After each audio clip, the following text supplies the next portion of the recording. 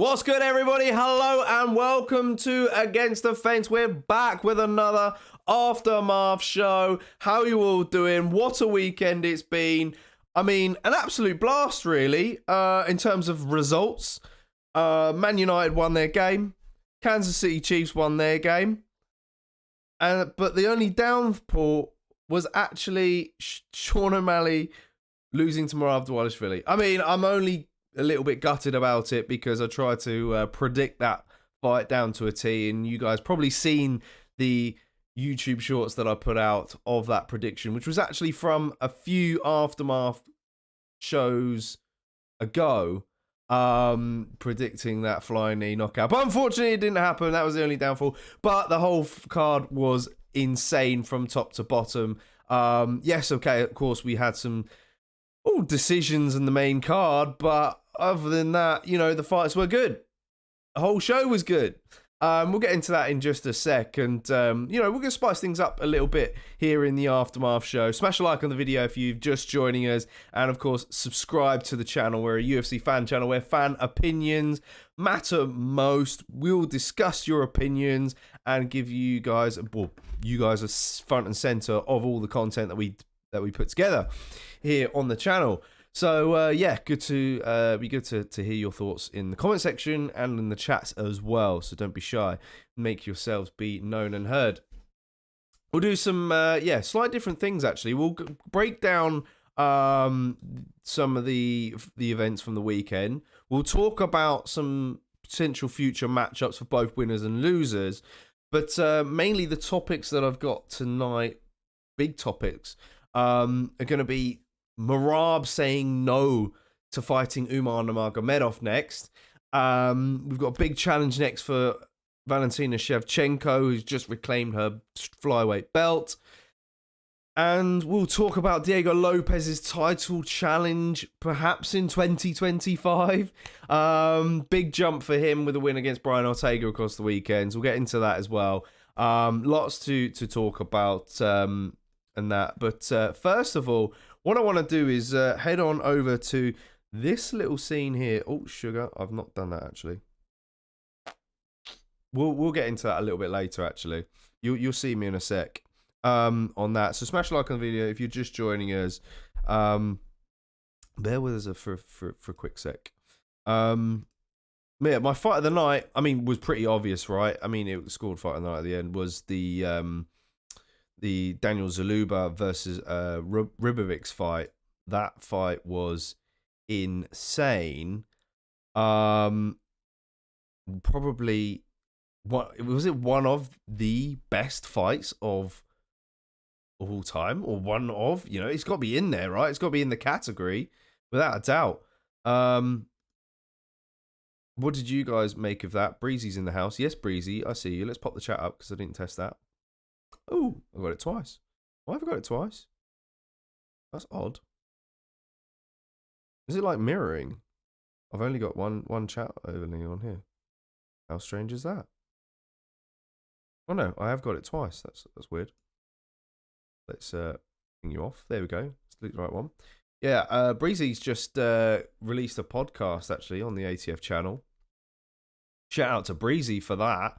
Yeah, you guys got to make sure you get up to date now with Against the Fence on all podcast platforms, whether it be Apple Podcasts, Spotify Podcasts, Amazon Podcasts, wherever you get your podcasts from. Make sure you check us out on those platforms now. It's very, very new and in the house. I'm gonna pop this over here. Bosh, you'll see me in a sec. Actually, there is a cam spot. Ah, hang on. Nope. There is a cam spot somewhere here. Ooh, there I am. Ooh, look, I'm just a little bit big. That's all. Technical difficulties early doors. Okay, forgot to do a few bits. There we go. Right, I'm in the box. There we go. I'm in the box.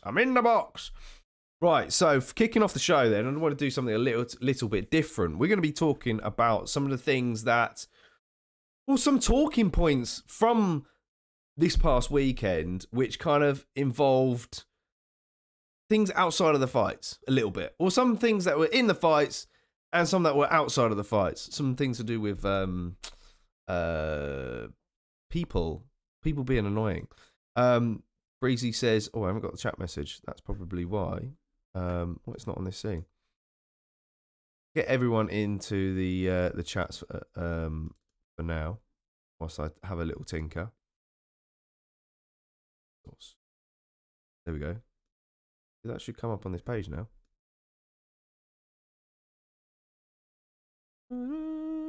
Okay, it's not. I don't know why.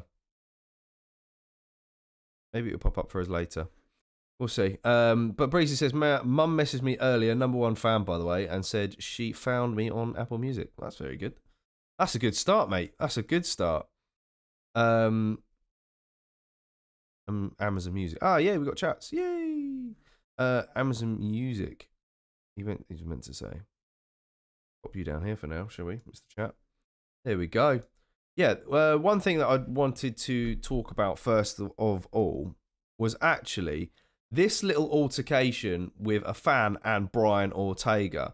Now, if you've not basically seen it, it's a fan shouting at Brian as he's leaving the arena or leaving to go backstage after his loss against Diego Lopez. Pretty much in, a bit doomy and gloomy, of course. And a fan decides to shout at him, "Tracy ain't gonna want you no more. She's done with you." Like, what the hell, man? Like, this is the kind of like MMA fandom that we've got at the moment, isn't it? Right? Fans have got like the confidence to hide behind a screen, chat a bunch of shit to fighters.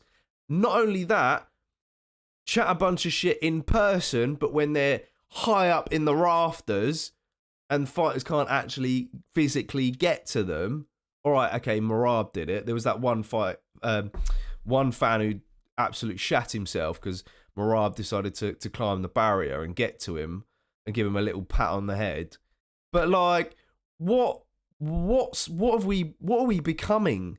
And you know what's really annoyed me is it's fans that have kind of watched that loser MMA guru, to be honest, online, because he's renowned for just being a complete idiot and disrespecting fighters, and this is what we come to, really. So if you listen to him, I advise you not to, because he's a bad egg. He's just a bad influence for all MMA fans, in my opinion. Look, what he's done is pretty impressive in the YouTube world.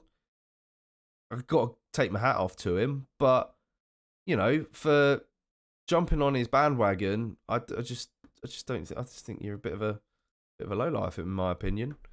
But the video was looping actually, but for some reason it's decided to stop looping.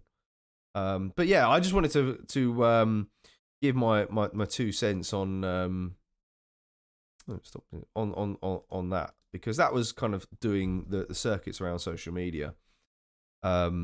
After the fight, the other thing that was going around social media, not around social media, well, actually, it was going around social media, was the actual clips from this past weekend.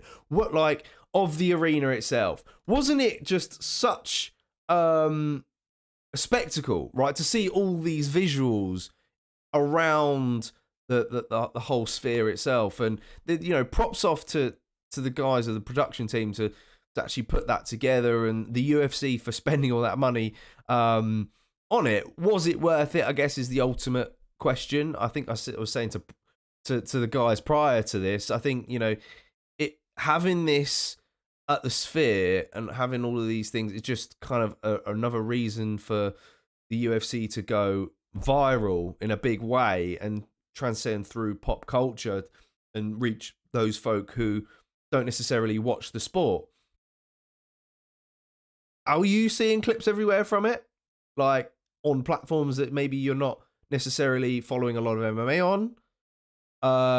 Gordon Ramsay was there showing his fandom what it was like inside there. So I guess that was a bit of a plus. But did the whole thing live up to expectations?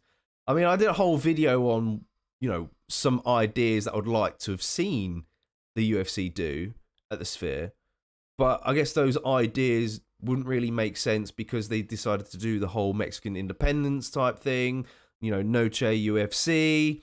So all the visuals you saw was linked to that, and it kind of did make sense in a way. But if you were to take Mexican independence out of that event, what things would you have expected to see, really? We would have expected to see the Rome Colosseum, and I think most of those options that I provided in that video, I think we probably would have seen. So, if you've not seen that video, make sure you do after this live show. Go ahead and check them out, because I think there were some solid options. But yeah, had to rate the UFC's performance on that. The other thing I wanted to kind of touch base on was Irene Aldana's cut, man. I mean, this was probably one of the worst cuts we've ever seen in the sport. It's got to be up there, right? Can you name a cut that was worse than this? I mean, Aldana's head looks like the Eye of Sauron. It is disgusting, and it's the reason why I've kind of grayed it out here. I think the other cut that kind of comes to mind that was like this was probably Gregory Rodriguez. Was that last year? I can't remember which fight it was. Now, was it against Chidian Jaquani? I think that was probably up there as one of the worst, like right in the middle of the brow there. But yeah, get in the comment section if you know of any cuts that were absolutely worse than this, because I think it's going to be difficult to get any worse than this. But as you can see, I think was posted either yesterday or today. That was a little clip of her still putting on makeup, despite the fact she's got a ginormous gash on her head still, and hopefully that heals up pretty soon. I mean, that's one thing the UFC are good for, is the medical professions that they've got. Breezy says, stay classy San Diego vibes. Breezy says, I think to attend it would have been incredible. Looked amazing on Adam Catterall's Insta. Was slightly underwhelming on TV though. I don't know really. I thought it was still pretty amazing, to be fair. Can we get a picture of her UFC profile pic? Then the one on the left, it's mental. Yeah, I could have done a little comparison, I guess, but yeah. Rambling Dad, yes, my man, who says Ubereem had a nasty one too. Yeah, that lip was pretty bad, to be fair. Yeah, that's probably up there. It might be as big, actually, looking at it now. Yeah, his whole lip was falling off. Breezy says, who was the guy who had his ear hanging off an eyebrow? Oh, yeah, do you know what? That does come to mind as well. I did just think about that one, but I left it out because I can't remember the guy's name. I'm sure Taylor would probably be able to mention it. So, yes, what's up, Rambling Dad? I see you there. Yeah, smash a like on the video, guys. And, yeah, just a little sort of change to the show. I thought I'd give three other talking points that we don't normally talk about in sort of kind of like the current events section, if you will, before heading on then to recapping some of the events from this past weekend. We'll actually start with the first fight of the main card, which was Ronaldo Rodriguez picking up the unanimous decision win against Ode Osbourne, 29-28 on one judge's scorecard. Two judges had it 29-27, which I think was a bit of a strange one, in my opinion. But Ronaldo Rodriguez looked pretty decent against Ode Osbourne. I think I had it one apiece heading into that third round. And, you know, it kind of sucks to see Ode lose another fight. That's 3 losses in a row now. I thought he put up a good one, in my opinion. He kind of, like, it was a perfect style matchup for him, because the other 2 losses prior were against guys who took him down, took his back, and were able to choke him out. And Rodriguez is not that kind of fighter. I felt that he was a bit more of a calculated striker, not much of a volume kind of guy. But man, I mean, it really sucks to see Ode Osbourne lose. I'm intrigued to see what's kind of next now for Ronaldo Rodriguez as he kind of continues this path in the UFC. Got some good, one good matchup for him. Not too sure about Ode Osborne personally. Yes, George Merry. Yes, JK. Normal Tuesday evening drive home. What is good, chat madmen? Umar will beat Merab, he reckons. Oh, what did you reckon of the fights, George? Were you able to catch them this past weekend? What are we doing? Let's chat all the way up there. Yeah, what did you make of the fights? You know, you think they were a bit lackluster? Some people didn't really like the main card or the main event and the co-main event. But I mean, it was kind of expected in a lot of ways. Rambling Down said, after getting dropped the way he did, it was a great comeback. Yeah, for sure, man. That first round was mad. He says, I'm also careful, Breezy. People are the M11. Watch out. I mean, Breezy's a bit of a driver. He's all over the place as well, so he's probably familiar with that route. He says, woke up to go piss at 4 a.m. and thought, watch the last 3. Fair play. You got a little bit in then. Yeah, why not? Why not? If you're up, you're up. But as for Ronaldo Rodriguez, I mean, we'll go into the rankings. No real change apart from Abu Almabayev is in number 14. I thought he was already in at number 14, personally. Asu Almabayev, that's the one, 20-2, who's actually fighting Mateus Nicolau next, so that's going to be a bit of a jump for him. But as for the Ronaldo Rodriguez, no ranking next to his name. I think he's got a little bit of work to do yet before he gets his name up there. But the one person I'd like to see him fight next is actually 11-2, Joshua Van, who was also on the card this past weekend and defeated Edgar Chairez by decision. I think a lot of guys are quite taking a bit of a liking to Joshua Van, so maybe that fight would be quite entertaining to put on a fight night, perhaps, or a prelim of a pay-per-view card. So that's the only real option I've got for him. As for Ode Osborne, question for him now, with it being 3 losses in a row, I think he's got 1 win in his last 5. Will the UFC cut him? Because, in my opinion, and yes, I've had him on the channel, Nate Maness got cut when he didn't really deserve to get cut. If you're going to cut Nate Maness, why would you not cut Ode Osborne? I mean, okay, Ode Osborne is at Syndicate MMA. That might have something to do with it. Also based in Las Vegas. He's got a podcast as well. Osborne's very good buddies with Chris Curtis and Ken Holland and those kind of guys. So will they keep him on a little bit longer? I mean, if you're going to keep him on, I give him probably Jesus Aguilar, currently 11-2 as well. He won his fight via guillotine back at UFC 305. So that's the only real option that I've got for him. But yeah, my opinion would be to cut him, I'm afraid.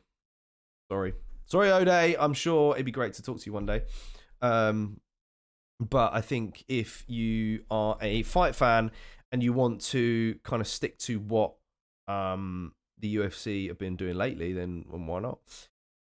Smash a like on the video, guys. Let's get your thoughts. If you want to chuck out any memes in there, feel free to do so. As we now go back now and talk about the second fight, which actually, this is George Murray's comment here. It says Ribovic versus King Green next. Do you know what? That's actually a really good shout, George. That's a really good shout. George Murray's on an absolute tear so far at the moment on his drive home, calling shots as well. Esteban Ribovic's again, great win, great performance from him yet again, bouncing back after that Terence McKinney knockout that he won a little while ago. His ability to get into the pocket and fire fast combinations and get out again was very impressive in my opinion. It was a high volume fight from start to finish. As I said, Dana reckons it probably up there as one of the greatest fights of all time. If you want to do a list of top 15, it could be very well top 15 or perhaps top 10. He did get dropped in the 3rd round, but came back to stun Zuluba and nearly finished him against the cage. Jason Herzog was taking a really big look during that, but I was glad he didn't stop it, because Zuluba was doing a very good job at ducking and weaving, trying to avoid strikes, and even firing back with strikes of his own. And the shorts we put out yesterday was actually our reaction to the shots he was landing in that third round, because we had no reactions from the main card. There was no finishes. But yeah, it was the fact he was dodging and bobbing and weaving and landing haymakers. But both guys, very strong chins. And I think Zuluba's going to come back better than ever as well after this fight. He's very entertaining to watch. Got a great fight next for him. As for Ribovics, I think George Merry mentioned King Green. I think it's a good one. Personally, I've got down Ismail Bonfim, 20-4 at the moment. He bounced back after losing to Benoit Saint-Denis by defeating Vince Pichel via decision back in May. He's an explosive, exciting striker as well. Let's see that fight. I'd say he's a bit more of a unit than Zuluba, probably a lot stronger in those clinch exchanges. So it'd be pretty interesting there. George says he's one away from a ranking fighter, so give him the gatekeeper of top 15. Yeah, good argument there, George. Good argument. Actually, I've got another option for Ribovics. I'd actually give him perhaps Guram Kutateladze, who defeated Jordan Vachenik last month. I think that would be a fun one to watch. Kutateladze is a very kind of dynamic fighter. He's good everywhere. He's shredded. Just an all-round great striker, and he continues to prove himself in the octagon. So I think that would be an entertaining fight. Let us know which one you prefer in that one. As for Daniel Zuluba, though, I would personally give him Terence McKinney, actually, because I think both men are a bit long-rangey in terms of striking styles. Should be a stand-up affair all round. Both guys coming off a loss, fight night territory. Why would you not, why would you not make that booking? So, yeah, that would be my take on that. As for rankings, though, we head in lightweight.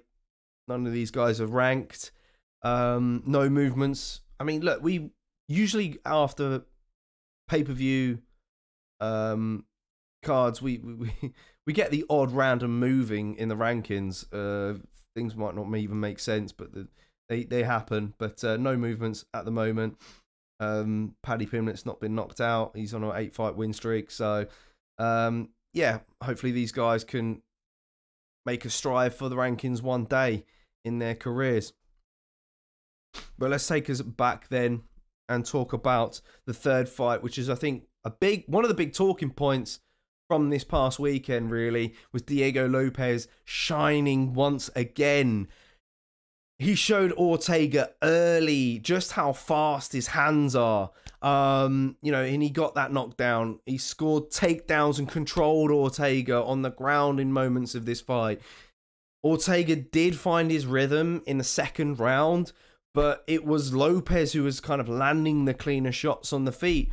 We did kind of expect that it was going to be more of a stand-up affair, because both guys are very solid on the ground, but when it did get to the ground, it was Lopez who showed a lot of control. And, there's a lot of questions about Diego Lopez that have come out of this weekend, and one of them in particular that I've got at the moment for you guys is, has Diego Lopez got what it takes to become a UFC champion? Because if we go into the rankings now to talk about what's kind of next, as you can see, he's made a jump now into third. 10 spots he's moved up. And what's actually surprising, what I said during the watch along this past weekend, is I felt, he's going to be ranked below Evelev because Evelev's got a win over him. But the people who do the rankings have done Evelev dirty here. I mean, some people don't rate Movsar Evelev.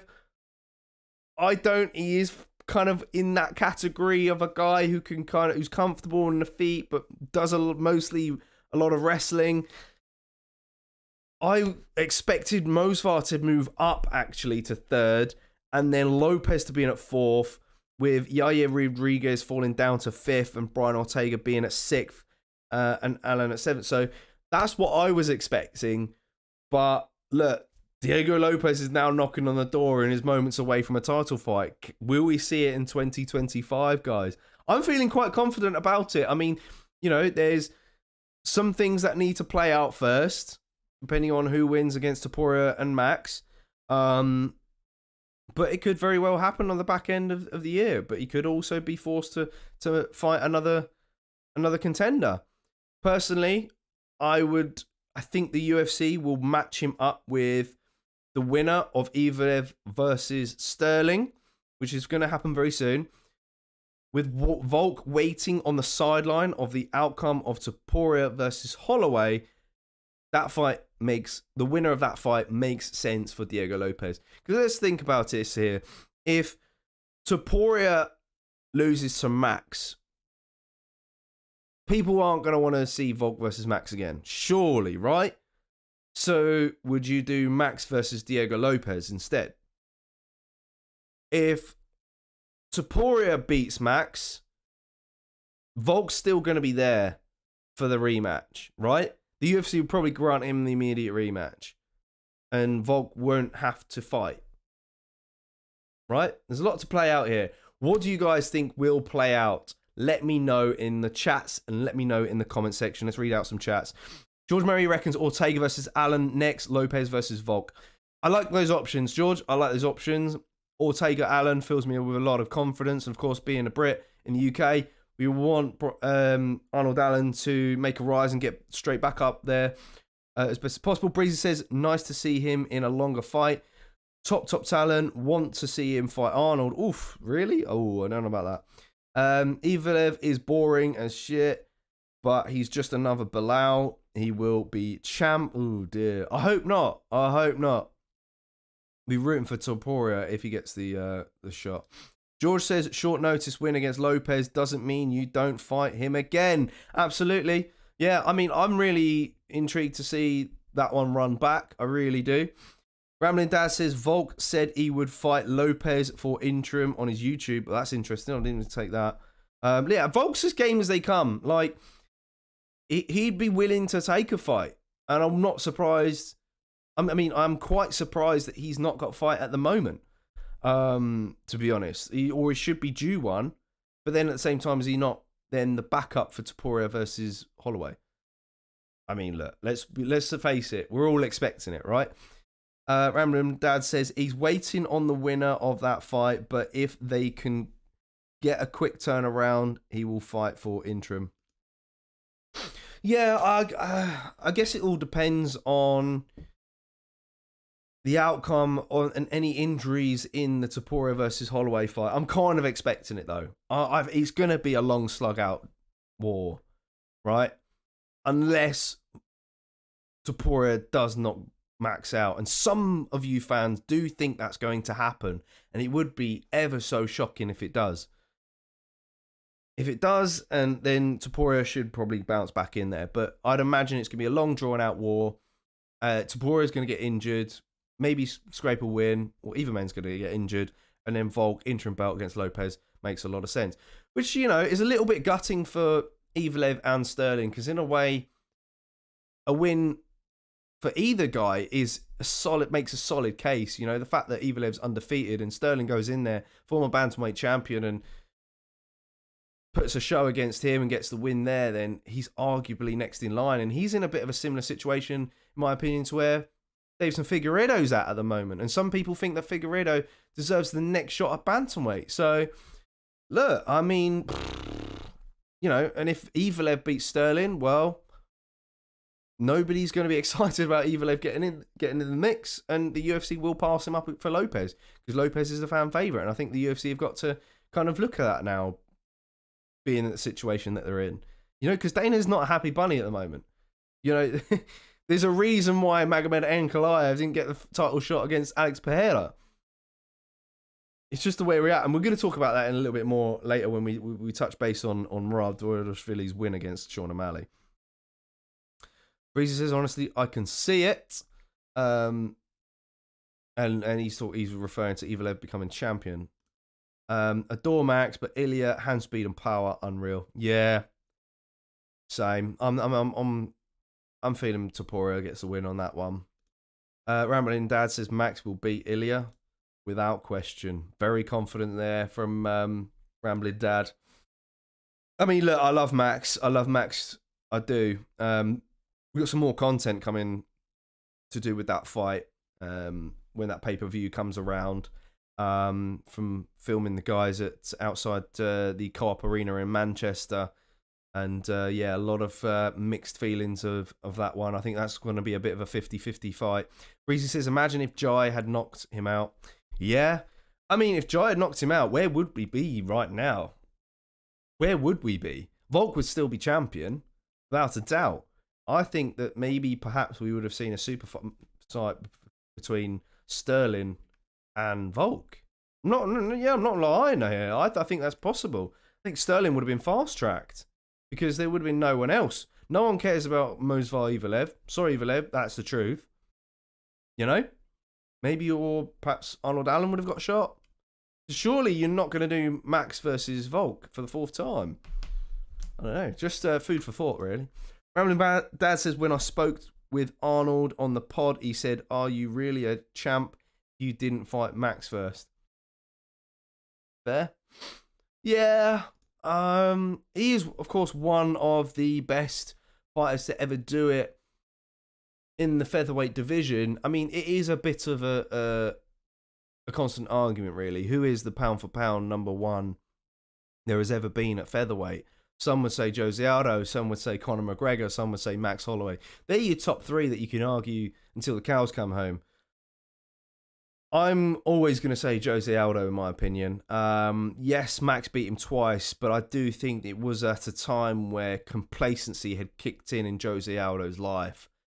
And it's obvious about that. I mean, at that time, a lot of people were looking at Aldo as being a potential PED suspect because the UFC had just brought in USADA. But on the flip side of that, after all that, you had Aldo drop down to bantamweight, be in the best shape of his life and put in an absolute shift there. You know, the fact he got Shred City just to go back down to bantamweight, I think was insane. And that's without PEDs. So, you know, that closes the conspiracy on that one. So, yeah, that's my opinion. I think Aldo was just not in his right frame of mind during that period. And, of course, the loss to Conor really put a dent in his career. So, but yeah, in my opinion, Aldo is the best featherweight to have ever done it. As for Brian Ortega then, so that's, of course, the most logical option for Diego Lopez, the winner of Evelev Sterling. You've also got Volk potentially for an interim belt. Yeah, lots happening there.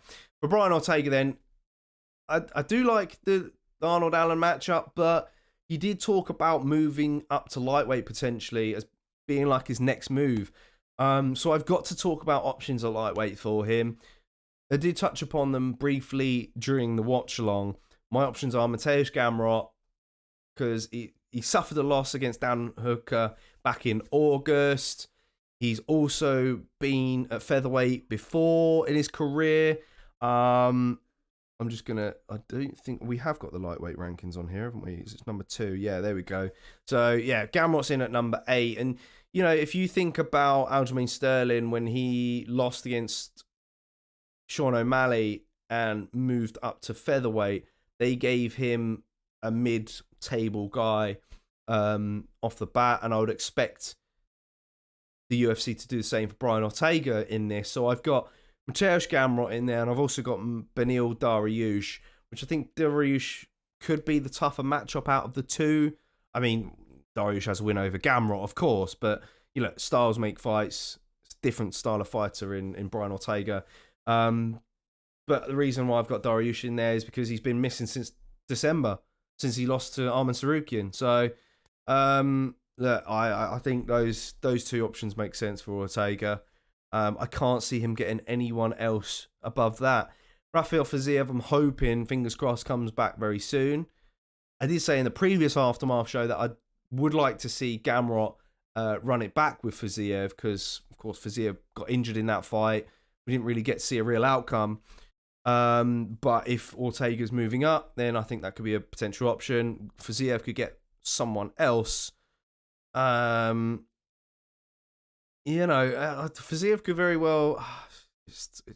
It depends what sort of time frame we're looking at, really, because you could say that he could get the winner of Benoit Saint-Denis versus Renato Moicano. Does Fiziev deserve to fight an opponent up in the rankings? He could be paired up against Dariush next, as an option. Hooker, we have no idea. I think Hooker's going to get a big fight, isn't he? He's probably going to get Gaethje. Let's be real here.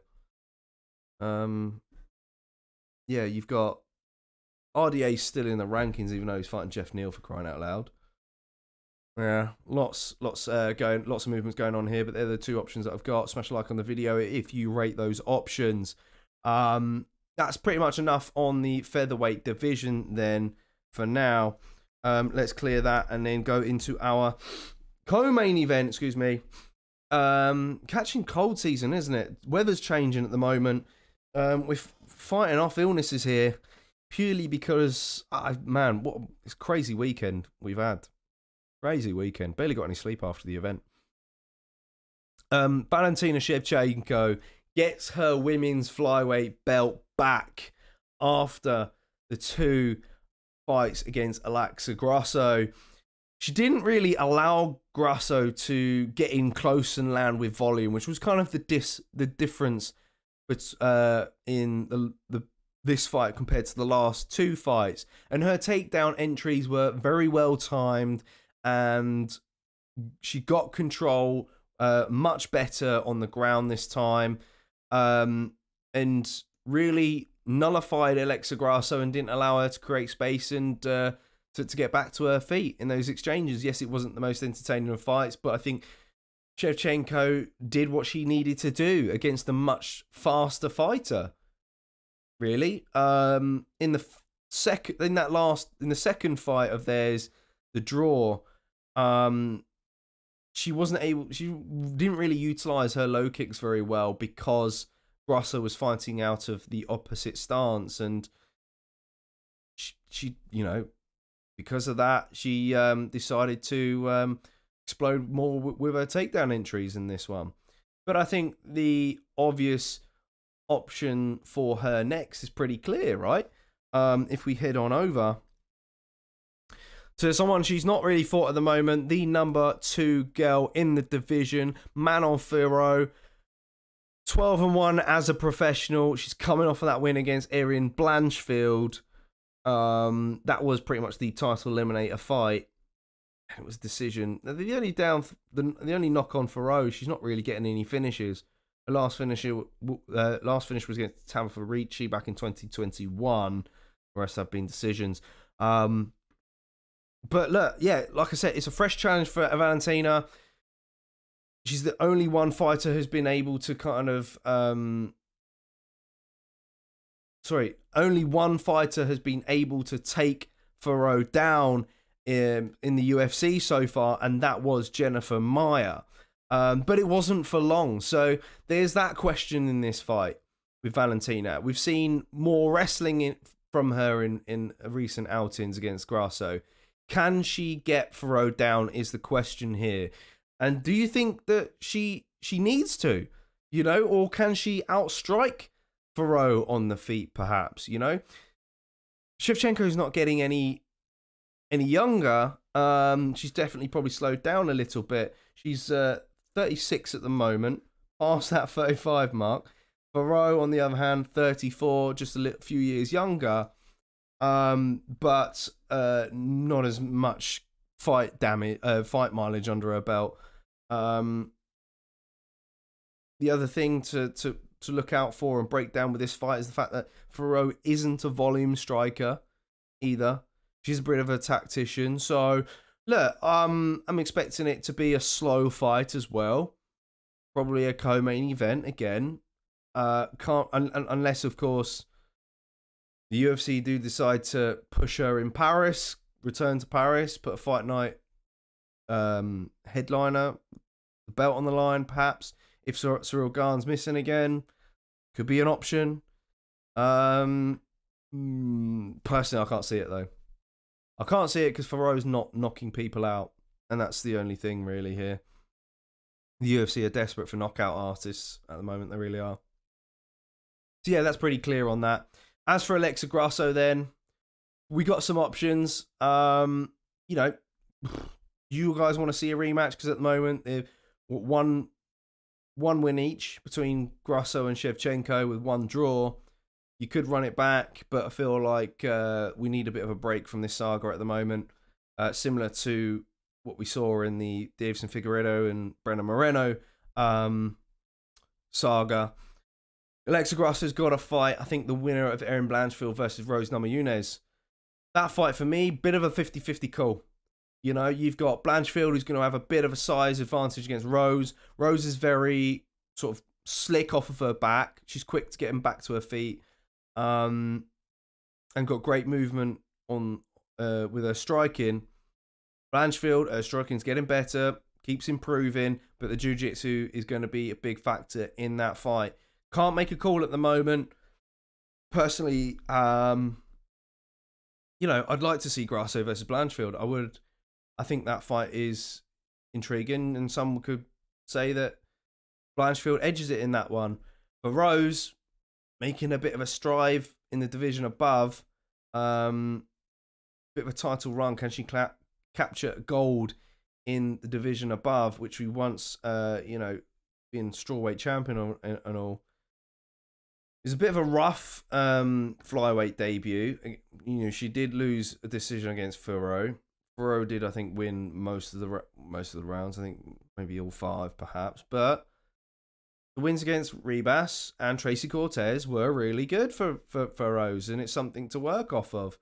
If Furrow becomes champion and beats Valentina, then look, Rose is going to be there for that rematch potentially. So, but yeah, I think Grasso's going to be waiting first, in my opinion.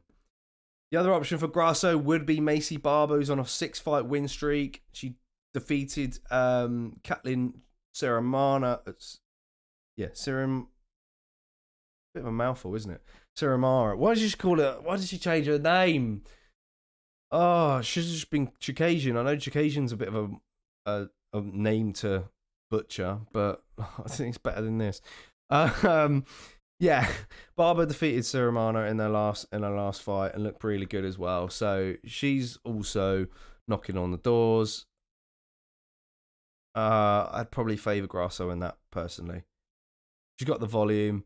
Barber might have a bit of. That's the thing. Barber's accuracy is not particularly the best with her striking, but she packs a punch basically. What I'm saying. So that's my 2 cents on that at the moment. Smash a like on the video if you've not done so already, guys. Let's hear your thoughts as well on this on these fights. Welcome on in if you're new to the channel. We're a UFC fan channel where fan opinions matter most. Moving on then, let's move on to the main event, shall we? Moving on up.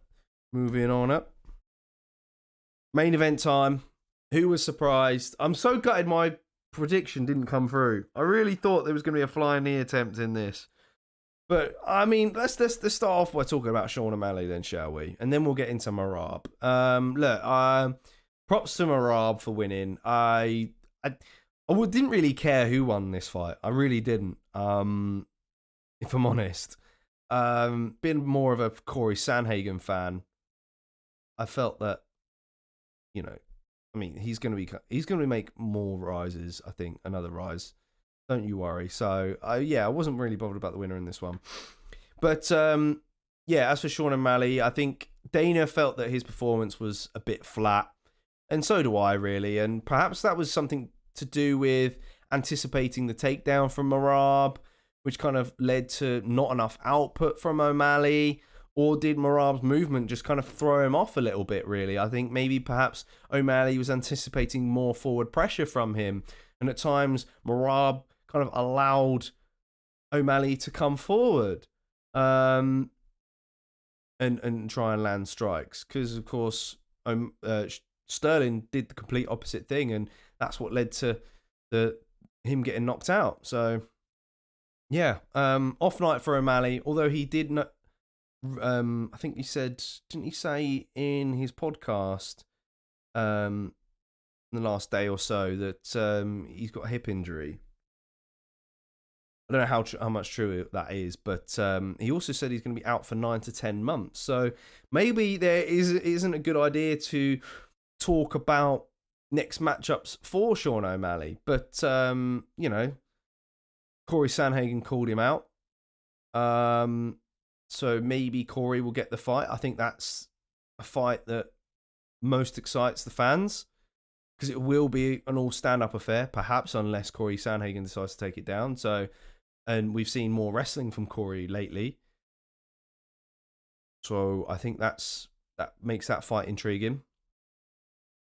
O'Malley's also biggest moment was in the 5th round when he was landing teep kicks to the body on Merab, and we were kind of saying in the expectations that he needed to land these kicks, and we didn't really see much of it. Maybe his hip is pretty jacked up, and that's the reason why we didn't see much of it. Why he decided to land those sort of strikes in the 5th round. If he started the fight off like that, I think it would have been a different fight. I really do. I think he would have found his rhythm a lot better. Who knows, man? Who knows? But yeah, there was something definitely up. The other fight I got for Sean O'Malley would be Deiveson Figueiredo, who, look, he's on a 3-fight win streak, former flyweight champion. He's got to be getting into title contention soon, right? Some believe that he should get in the shot next instead of Umar Nurmagomedov, and one of those people includes Merab Dvalishvili. You kind of snubbed Umar in his post-fight press conference, which I was quite surprised about. When he talks about only having one win against someone in the top 5. But look, how many times have we seen this? I mean, I do think Dana and the UFC do favour anyone whose last name is Nurmagomedov or comes from the Khabib school of hard knocks. It's pretty obvious. But come on, guys. Merab versus Nurmagomedov is the most intriguing fight you could make in the bantamweight division at the moment. Let's face it, right? Undefeated, a Sambo guy, heavy pressure, got some really good strikes. Umar's a better striker than Merab. There's no doubt about that. But Merab is very quick on his feet. And he is getting better with his striking. He is. So surely that fight has got to be next, right? I'm really intrigued by it. I would rather that than Deiveson Figueiredo. I think Figueiredo, give him one more, personally. It depends how quick of a turnaround we get from Merab. If he's injured, we could get Umar versus Figueiredo. That's a title eliminator. That's the ultimate title eliminator. But I think people are still going to find bad things to talk about when it comes to Umar. But he's not my favourite from Khabib's camp, but because he beat Corey. And Corey gave him a tough test. So I think that fight will be scrambles all over the gaff. They're going to be rolling all over the octagon. And maybe it is a fight where Umar can be the one to catch Merab. Man, I'm super excited for that fight. That's got to be a headliner. It's got to be a headliner. Or you put it as a co-main event. And again, I was having this conversation with the guys yesterday. I feel like that it depends how much of a star Merab becomes now that he's champion.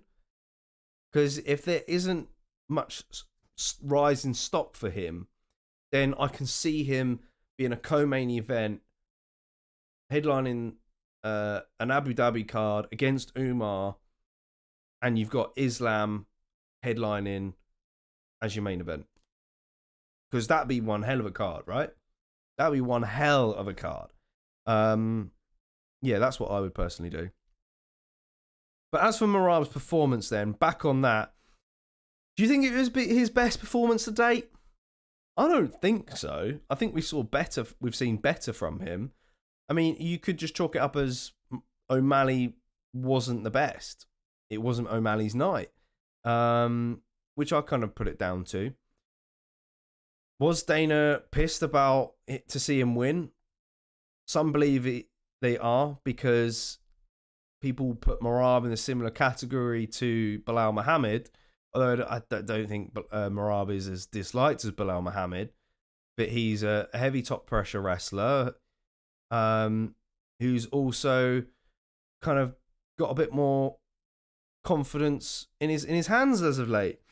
And I think that's kind of what we're starting to see now, is this age of wrestlers who aren't afraid to strike with strikers, who are setting their strikes or using their strikes very effectively to get in close on these strikers and secure takedowns and keep them down. That's literally what we're seeing now. I guess GSP did a bit of that back in the day, but during GSP's time, you had wrestlers who just weren't strikers at all. They weren't great strikers. And some were able to take strikers down and just smother them for 3 to 5 rounds or whatever it is, or work submissions. But, now, we went through a period where strikers were getting the better of these wrestlers in terms of takedown defense, but now we're in a period where wrestlers are getting better with their hands. They really are. And maybe going to take quite a lot to beat Merab. But how many title defenses do you think he will get? Do you think Merab will exceed the number of title defenses that Sean O'Malley got? Do you think he will exceed the amount of defenses that Aljamain Sterling got, which was 2? Yeah, no. 1, 2, 3, 3, because he beat Peter Yan again, TJ Dillashaw, then Henry Cejudo. Yeah. Or do you think Umar Nurmagomedov's going to wipe the floor with Merab? It's a tough fight. I can't call it at the moment. I really can't call it at the moment. I'll have to go back and watch some tape, but yeah, I think that will be Merab's biggest test to date, would be Umar, and I'm excited to see it, for sure. Hit that like button, folks. What do we reckon? Do you reckon that Merab's going to now duck Umar Nurmagomedov, because he did snub him in his post-fight press conference and kind of said that he felt that maybe perhaps Deiveson Figueiredo deserves the shot? Is that an easier fight for Merab, and that's the reason why he's thrown that out there? Or is he welcoming the challenge? Let us know in the comment section. Let's go back then. Let's head on back. Awesome stuff, guys, in the chats. Thank you as always. Hit that like button if you've not done so already. Hit the subscribe button on the channel and ring the notifications bell, because we've got lots more content coming your way. There'll be no watch along this weekend. The following weekend, the UFC will be live from Paris, France, for Renato Moicano versus Benoit Saint-Denis. That card is looking pretty stacked. 6 fights on the main card. The guys, I think, will mostly do main card watch along, so make sure you are around for that. Have a good evening, guys. Get your comments in. We'll speak soon on the next video. Ciao for now.